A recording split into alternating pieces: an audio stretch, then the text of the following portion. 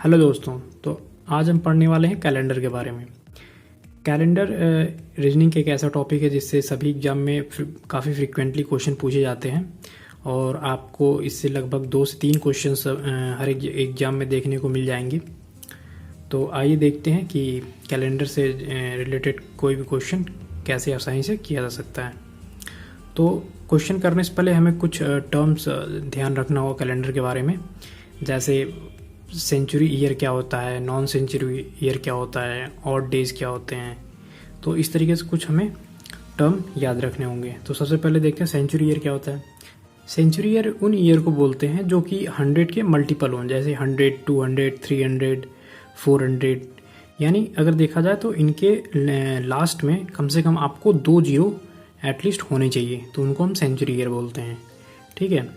और बाकी जो बचे वो सारे नॉन सेंचुरी हो गए, जैसे 1 से लेके 99 तक, 101 से लेके 199 तक।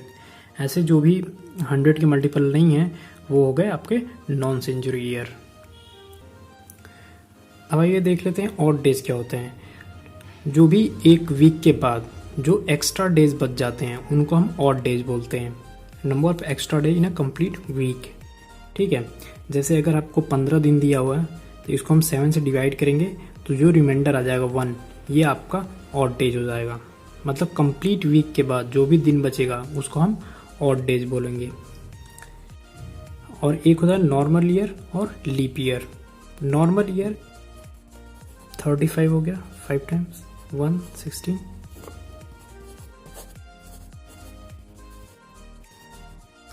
आ गया 2 ऑड डेज, यानी लीप ईयर में 2 ऑड डेज होते हैं। ये चीज़ हमें ध्यान रखना होगा कि आपको नॉर्मल ईयर में जो ऑड डेज होते हैं 1 होता है और आपका जो लीप ईयर में है ऑड डेज वो 2 होते हैं। आइए दोस्तों कुछ हम नॉर्मल ईयर और लीप ईयर के बारे में इस टेबल के थ्रू कुछ चीज़ों को समझ लेते हैं।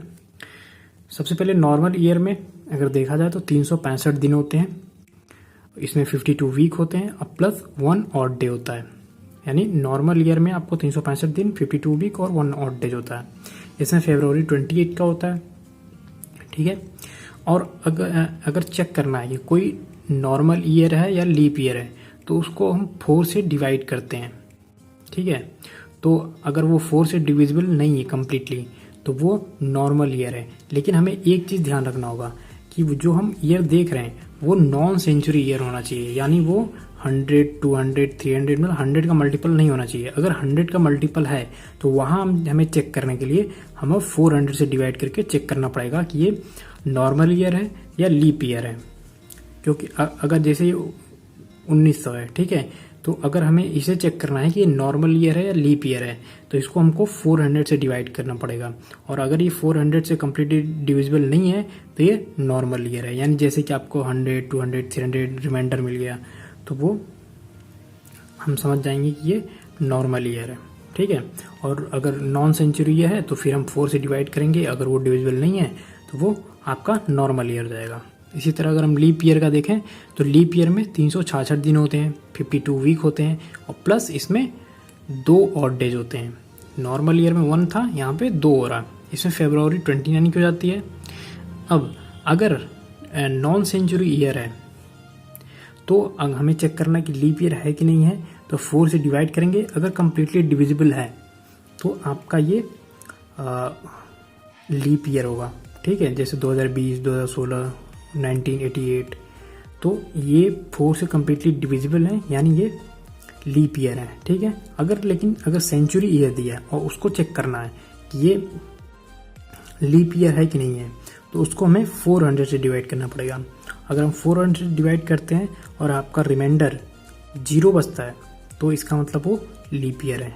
ठीक है। तो हमें नॉर्मल ईयर और लीप ईयर बताते समय ये ध्यान रखना है कि वो सेंचुरी ईयर है या नॉन सेंचुरी ईयर है, क्योंकि गलती वहीं होती है। सेंचुरी ईयर में अगर हम उसको केवल 4 से डिवाइड करके देख लेंगे तो फिर वहाँ पे गलती होने के चांसेस रहते हैं कि क्योंकि हम वो सेंचुरी ईयर आपका 4 से डिविजिबल हो सकता है और फिर हम लीप ईयर में काउंट कर लेंगे, तो यहाँ पे गलत हो सकता है।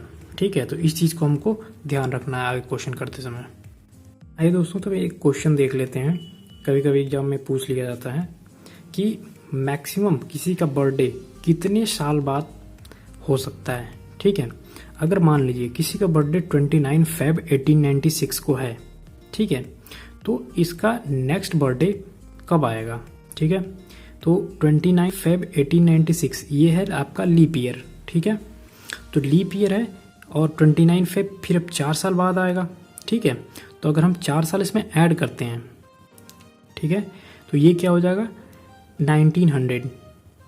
ठीक है, तो अगर ये 1900 हो जाएगा तो अब 1900 में 29 फेब तब आएगा जब 1900 आपका लीप ईयर होगा। ठीक है, लेकिन 1900 एक सेंचुरी ईयर है, तो इसको हम चेक करने के लिए 400 से डिवाइड करेंगे, लेकिन ये डिविजिबल नहीं है। इसका मतलब ये नॉर्मल ईयर है, लीप ईयर नहीं है। यानी अब उसका फिर अगला बर्थडे कब पड़ेगा, अब 1900 से भी चार साल और बाद, यानी 29 फेब 1904 को पड़ेगा। यानी किसी का बर्थडे अगर 29 फेब 1896 को है तो उसका नेक्स्ट बर्थडे 29 फेब 1904 को पड़ेगा। ठीक है, यानी मैक्सिमम किसी के बर्थडे में जो ईयर का गैप हो सकता है वो 8 ईयर का हो सकता है। ठीक है, maximum year for a birthday is 8 year. ऐसे कभी कभी डायरेक्ट क्वेश्चन भी ये पूछ लिया जाता है एग्जाम में कि किसी के बर्थडे का मैक्सिमम कितने साल बाद हो सकता है। ठीक है, तो हम बता सकते हैं कि 8 ईयर बाद। आइए फिर यहाँ पे कुछ हम क्वेश्चन देख लेते हैं। ठीक है, अब ये क्वेश्चन जैसे यहाँ पे दिया हुआ है 1 जनवरी 2017 को संडे था, तो 31 दिसंबर 2017 को क्या होगा। ठीक है, तो हमें पता है कि 1 साल के गैप पे एक ऑड डेज इंक्रीज होता है, तो 1 जनवरी 2017 को हमें पता है, तो 1 जनवरी 2018 को क्या हो जाएगा, मंडे हो जाएगा, क्योंकि एक ऑड डेज इंक्रीज हो जाएगा। ठीक है, लेकिन वो एक दिन पहले का पूछ रहा है 31 दिसंबर 2017 का, यानी एक दिन पीछे, तो हो जाएगा संडे। यानी अगर नॉर्मल ईयर है, जैसे 2017 क्या है, लीप ईयर नहीं है ना, तो इसलिए एक ऑड डेज बढ़ा है। ठीक है, तो अगर नॉर्मल ईयर में जो फर्स्ट डे होगा, जैसे फर्स्ट जन को जो भी दिन होगा वही 31 दिसंबर को भी होगा। ठीक है, तो इसी से हमको ध्यान रखना है कि नॉर्मल ईयर में ईयर का स्टार्टिंग और एंड दोनों सेम डे ही होता है। ठीक है, जैसे ये हो गया संडे। अब पूछ रहा है कि 1 जन 2018 को क्या होगा, तो हमें पता है कि 1 साल के अंतराल पे एक ऑड डेज का इंक्रीज होता है, तो 2018 में एक डे ऐड हो जाएगा, तो संडे का मंडे हो जाएगा, ये मंडे हो गया। ठीक है, अब पूछ रहा है 1 जन 2019 को क्या होगा। ठीक है, तो यहाँ पे 2018 को मंडे था, तो 1 साल का गैप हो रहा है, तो मंडे की जगह ट्यूसडे हो जाएगा। लेकिन हमें ये ध्यान रखना है कि ये सभी नॉर्मल ईयर हैं। अभी अगर यहाँ पे कोई लीप ईयर आ जाता तो उसमें +2 ऑड डेज हो जाता। ठीक है, तो मंडे का यहाँ पे ट्यूसडे हो जाएगा। अब देखिए, अब यहाँ पे आ गया कि 1 जन 2020 को क्या होगा। ठीक है, तो अब देखिए ये 2020 तो हमारा लीप ईयर है, लेकिन ये 1 जन 2020 को पूछ रहा है, तो इसमें अभी लीप ईयर काउंट नहीं हुआ है, सिर्फ हम ईयर हमारा 2020 आ गया है। ठीक है, लेकिन ये डेट क्या है 1 जन, पहली जनवरी है, तो इसमें मतलब अभी तो हमारा जो लीप ईयर है 29 फेब जो आता है वो इसमें काउंट तो होगा नहीं है। ठीक है, तो इसमें फिर अभी एक ही ऑड डेज ऐड होगा। ठीक है, तो 1 जनवरी 2019 को ट्यूसडे था, तो 1 जनवरी 2020 को क्या हो जाएगा, वेडनेसडे। ठीक है, एक ऑड डे इंक्रीज किया। अब देखिए, अब अगर पूछ रहा है कि 1 जनवरी 2020 को वेडनेसडे है, तो 31 दिसंबर 2020 को क्या होगा। ठीक है, अब देखिए, अब ये हो गया लीप ईयर, और इसमें 1 जन से लेकर 31 दिसंबर, इसमें आपका जो लीप डे है, मतलब आपका जो 29 फेब है वो काउंट हो रहा है, तो इसमें हमारा ये लीप ईयर हो गया, और इसमें आपका तब ये एक ऑड डेज ऐड हो जाएगा, क्योंकि 1 जन 2020 को वेडनेसडे था, तो 31 दिसंबर 2020 को हो जाएगा थर्सडे। ठीक है, क्योंकि लेकिन अगर यहाँ पे नॉर्मल ईयर होता तो ये आपका सेम डे आता, कि ईयर का स्टार्टिंग और ईयर का एंड सेम डे से होता है, लेकिन यहाँ पे ये लीप ईयर है, तो इसलिए ये आपका एक इंक्रीज हो गया, वेडनेसडे से थर्सडे हो गया। ठीक है, अब पूछ रहा है कि 1 जन 2021 को क्या होगा। ठीक है, तो 1 जन 2020 को वेडनेसडे था, तो 1 जन 2021 को क्या होगा। तो यहाँ पे ये लीप ईयर है, तो यहाँ पे 2 ऐड होगा, वेडनेसडे के बाद थर्सडे फ्राइडे, तो यहाँ पे 1 जन 2021 को हो जाएगा फ्राइडे। ठीक है, तो यहाँ पे कुछ इस पे क्वेश्चन देख लेते हैं। जैसे ये क्वेश्चन है और पूछ रहा है कि 4 जून 2016 को मंडे था, तो 4 जून 2017 को क्या होगा। ठीक है, तो ये 4 जून 2016, 4 जून 2017, इसके बीच में 1 साल का गैप है। अब हमें देखना है कि ये लीप ईयर तो नहीं है, तो 2016 हमारा लीप ईयर है, लेकिन ये जो डेट है वो दिया हुआ 4 जून 2016 से 4 जून 2017, तो इसके बीच में हमारा जो फरवरी है 29 का लीप ईयर वाला, वो इसमें काउंट तो हो नहीं रहा। ठीक है, तो फिर यहाँ पे जो लीप ईयर वाला इफेक्ट है, जो कि 1 साल के गैप पे +2 ऑड डेज ऐड होता है, तो वो नहीं होगा, क्योंकि यहाँ पे फरवरी इस टाइम पीरियड के बीच में नहीं आ रहा। तो यहाँ पे सिर्फ 1 + 1 ऑड डेज होगा, तो 4 जून 2016 से 4 जून 2017, तो 1 + 1 ऑड डेज होगा, तो यहाँ पे मंडे था तो ट्यूसडे हो जाएगा। ठीक है, ये हो गया 4 जून 2017 को ट्यूसडे। ठीक है, अब नेक्स्ट क्वेश्चन देखते हैं। 13 फेब 2004 को फ्राइडे था, तो 13 फेब 2005 को क्या होगा। अब ये इन टाइम पीरियड में क्या 1 साल का गैप है। ठीक है, लेकिन अब यहाँ पे 2004 जो है वो लीप ईयर है। ठीक है, और इसमें जो हमारा फरवरी है 29 फरवरी, वो हमारा काउंट भी हो रहा है, तो यहाँ पे +2 ऑड डेज ऐड होगा। ठीक है, तो फ्राइडे था, तो फ्राइडे सैटरडे संडे, यहाँ पे इसका आंसर हो जाएगा संडे। ठीक है,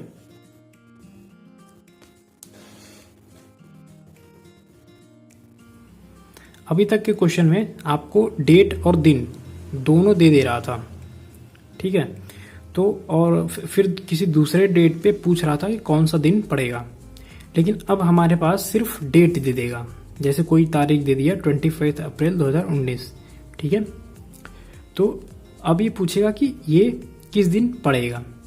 अभी तक के जो क्वेश्चन है उसमें अगर आपका जो दिन देखिएगा तो कैलेंडर के हिसाब से मैच कर भी सकते हैं। जैसे वहाँ पे कोई एज्यूम करके दे दिया कि 5 जून को आपका संडे है, तो मतलब वो एज्यूम करके दिया है, वहाँ पे जरूरी नहीं कि वो कैलेंडर के हिसाब से मैच ही करें। लेकिन जब इस तरह के क्वेश्चन आते हैं 25 अप्रैल 2019 को क्या होगा, तो ये आपका कैलेंडर के हिसाब से मैच करते हैं, तो ये बिल्कुल कैलेंडर के हिसाब से निकलते हैं। तो अब जो क्वेश्चन आएंगे उसमें सिर्फ आपका एक डेट दे दिया रहेगा, अब उसमें बताना होगा कौन सा दिन पड़ेगा। ठीक है, तो ऐसे क्वेश्चन करने के लिए आइए हम कुछ नियम देख लेते हैं कैसे करना है इसको। ऐसे क्वेश्चन को करने के लिए आपको कुछ कोड याद रखने होंगे, जैसे सभी मंथ के कोड, दिन के कोड, सेंचुरी कोड, ये 2-3 चीज़ें हमें याद रखनी होगी, तभी हमारा क्वेश्चन आसानी से और जल्दी बन पाएगा। ठीक है, तो ये देखिए जैसे मंथ का कोड है, जैसे जनवरी, फरवरी, मार्च, अप्रैल, मई, जून, दिसंबर, पूरा ये है। ये नॉर्मल ईयर के लिए ये कोड है और लीप ईयर के लिए ये कोड है। ठीक है, तो नॉर्मल ईयर का ये कोड है 144025036 ठीक है। तो अब इसको याद करने के लिए कैसे करेंगे, जैसे ये जनवरी, फरवरी, मार्च, पहले 3 का, ये 12 का स्क्वायर है 144।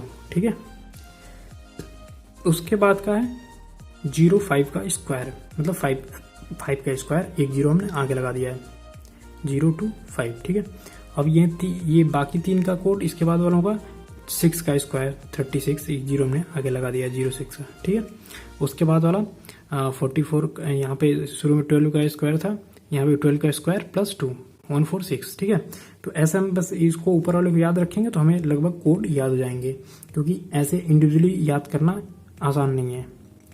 और अब लीप ईयर की बात आई। अब लीप ईयर में हमें बस ये ध्यान देना है कि अगर हमें नॉर्मल ईयर याद है तो लीप ईयर भी हमारा याद हो जाएगा। अब बस इसमें मार्च के बाद पूरा सेम होता है। ठीक है, इसमें बस जनवरी और फरवरी के लिए कोड चेंज होते हैं। अब चेंज क्या होता है, इसमें एक दिन जो एक्स्ट्रा आता है उसके लिए यहाँ से 1 माइनस हो जाता है, जो कि हमारा नॉर्मल ईयर का जो कोड है उसमें से इन 2 स्टार्टिंग वालों का एक माइनस हो जाता है। जैसे इसमें से -1 करेंगे तो 0 हो जाएगा, और इसमें से -1 करेंगे तो 3 हो जाएगा। ठीक है, और फिर वही बाकी सेम कोड है।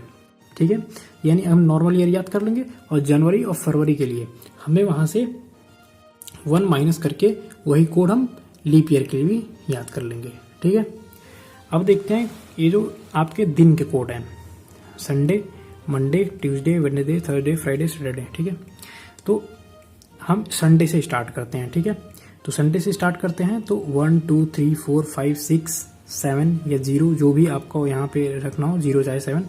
ठीक है, तो ये हो गया। अब सेंचुरी कोड, अगर आपका क्वेश्चन 1700 से 1799 का है, ठीक है, तो अगर 1700 से 1799 तक का है तो उसका कोड हो जाएगा 4, 1800 से 1899 का 2, 1999 का 0 और 2000 से लेकर 2099 तक का 6। ठीक है, करेंट सेंचुरी चल रहा उसका 6। ठीक है, तो आइए देखते हैं क्वेश्चन कैसे होगा। ठीक है, जैसे यहाँ पे दे दिया 25 अप्रैल 2019। ठीक है, वो कौन सा दिन होगा? तो सबसे पहले आपका गिवन ईयर, ठीक है, ये हम ईयर देखते हैं कि गिवन ईयर की जो सेंचुरी के बाद कितने ईयर, कितने साल हुए हैं। जैसे 2000 में 2000 के बाद कितने, 19 साल। ठीक है, तो 19 हमारा आ जाएगा। ठीक है, अब इस 19 साल में कितने सेंचुरी लीप ईयर होंगे उनको भी काउंट कर लेंगे। तो इसको 4 से डिवाइड करेंगे तो कितना जाएगा, 4। ठीक है, ये हो गया कि कितने लीप ईयर आ गए। अब इसमें सेंचुरी कोड, ये कौन सी सेंचुरी है, 2000, तो इसका कोड क्या हो जाएगा, 06। ठीक है, अब आता है मंथ कोड कि इस मंथ का क्या कोड होगा। ठीक है, तो कौन सा है, अप्रैल है। ठीक है, तो अप्रैल के लिए देख लेते हैं क्या था। और वैसे ये नॉर्मल ईयर था, तो नॉर्मल ईयर के लिए अप्रैल का क्या हो जाएगा, 0। ठीक है, तो ये हम रख लिए 0 और डेट क्या है, 25। ठीक है, तो निकालने के लिए हमें सबसे पहले क्या देखना होगा, पहले ईयर लिख लेंगे। अब ईयर में ही देख लेंगे लीप ईयर कितने हैं, फिर सेंचुरी का कोड क्या है, मंथ का कोड क्या है, और फिर डेट, सबको ऐड कर लेंगे और 54 आ गया। अब इसको 7 से डिवाइड कर लेंगे, हमारा ऑड डे कितना आ गया, 5। ठीक है, अब इस ऑड डे को डे वाले कोड से देख लेंगे कि कौन सा दिन पड़ेगा। हमारा कोड क्या था 5 के लिए, थर्सडे, यानी हमारा आंसर क्या हो जाएगा, आंसर हो जाएगा हमारा थर्सडे। ठीक है, तो ऐसे हम निकालेंगे। आइए एक दो क्वेश्चन और देख लेते हैं। जैसे 15 अगस्त 1947 को क्या होगा। ठीक है, तो हम यहाँ से स्टार्ट करते हैं। हमारा ईयर कितना हो गया, गिवन ईयर 47। इसमें लीप ईयर कितना होगा, 4 से डिवाइड करेंगे तो आ जाएगा 11। ठीक है, अब ये कौन सा सेंचुरी है, 1900, तो इसका जो हमारा कोड क्या होगा, 1900 से 1999 तक का 0, वो हम यहाँ लिख दिए। ठीक है, अब हमारा आ रहा अगस्त। अगस्त के लिए क्या था, ये हो गया हमारा कोड मंथ का। ठीक है, अब हमारा 15 जो हमारा डेट है। ठीक है, सबको ऐड कर लेंगे, आ जाएगा 76। फिर इसको यहीं डिवाइड कर लेंगे, आपका ऑड डे जाएगा 6, और 6 ऑड डेज किस पे था, फ्राइडे पे था। फ्राइडे कोड था 6, तो हमें मंथ का कोड और दिन का कोड और सेंचुरी का कोड, इसे थोड़ा सा ध्यान रखना होगा। आइए एक और क्वेश्चन देख लेते हैं। जैसे 26 जनवरी 1950 को, ठीक है, तो आप फटाफट यहाँ से चेक कर, इस साइड से काउंट करते जाइए। ये 50 हो गया ईयर, इसमें लीप ईयर हो गया 12। फिर आपका जो ये सेंचुरी है उसका कोड 0, जनवरी का कोड ये कौन सा है, ये नॉर्मल ईयर है, लीप ईयर है। ये है आपका नॉर्मल ईयर है, तो उसका कोड हो गया 01, फिर 26 हो गया पूरा, ऐड के 89, 7 से डिवाइड किए 5 आया, 5 का हो गया ऑड डे, 5 ऑड डे हो गया, और 5 का कोड क्या था, थर्सडे, तो हमारा आंसर हो जाएगा थर्सडे। तो दोस्तों ऐसे ही इसमें 2 टाइप के क्वेश्चन पूछे जाते हैं। एक अगर आपका एक डेट दे देगा और साथ में उसका दिन भी दे देगा, और फिर उसी के रेफरेंस पे कोई अगला डेट पे कौन सा दिन होगा ये पूछ लेता है, या फिर कोई एग्जैक्ट केवल डेट दे दिया उसका पूछ लेता है, डेट के साथ उसका ईयर भी दिया होगा। और उसका पूछ लेगा कि कौन से दिन पे ये पड़ेगा। तो यही 2 टाइप के क्वेश्चन इससे आते हैं। आई होप आपके सभी कैलेंडर से रिलेटेड क्वेश्चन बन जाएंगे। और अगर आपको इस वीडियो से रिलेटेड कोई सुझाव देना है तो आप कमेंट बॉक्स में लिख सकते हैं। और ऐसे ही स्टडी से रिलेटेड वीडियोस और भी वीडियोस के लिए हमारे चैनल को सब्सक्राइब करें। धन्यवाद।